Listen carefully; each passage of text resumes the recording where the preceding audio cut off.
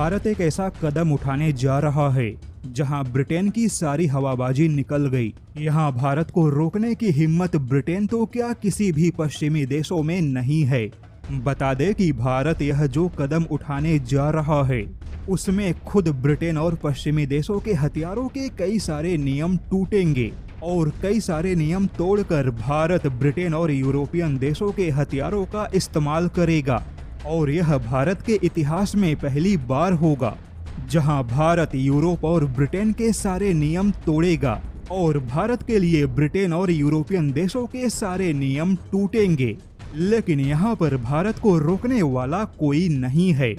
दरअसल भारत अपने वायुसेना के क्षमताओं को बढ़ाने के लिए बहुत बड़ा कदम उठाते हुए भारत की वायुसेना अपने सुपर सुखोई परियोजना के तहत पूरे 84 सुखोई 30 MKI फाइटर जेट को ब्रिटेन और यूरोपियन देशों के short range air to air missile से लैस करेगा।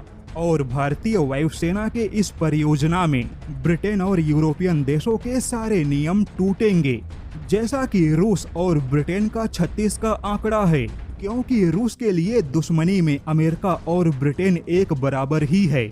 ऐसे में ब्रिटेन कभी भी रूस के किसी भी फाइटर जेट में अपने हथियारों के एकीकरण को मंजूरी नहीं देता।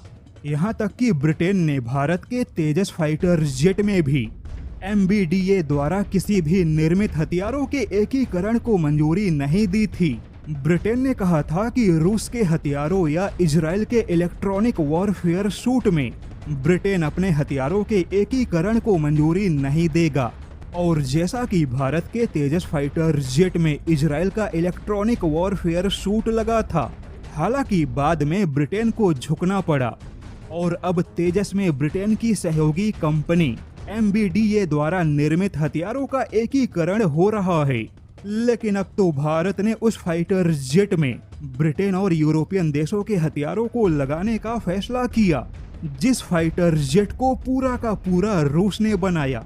यानी कि रूस के फाइटर जेट में ब्रिटेन और यूरोपियन देशों के अत्याधुनिक हथियारों का इस्तेमाल होगा और ब्रिटेन की हिम्मत नहीं कि वह भारत को ऐसा करने से रोक सके।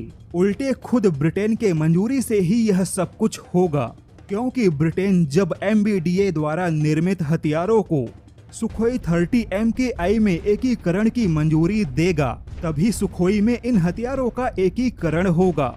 यहाँ पर बता दें कि भारत के सुपर सुखोई फाइटर जेट के तहत सभी फाइटर जेट में नए और अत्याधुनिक मिसाइलों का एकीकरण होगा और अभी तक भारत जितने भी रूसी मिसाइलों का इस्तेमाल कर रहा है उन सारे रूस के पुराने मिसाइलों को हटा दिया जाएगा।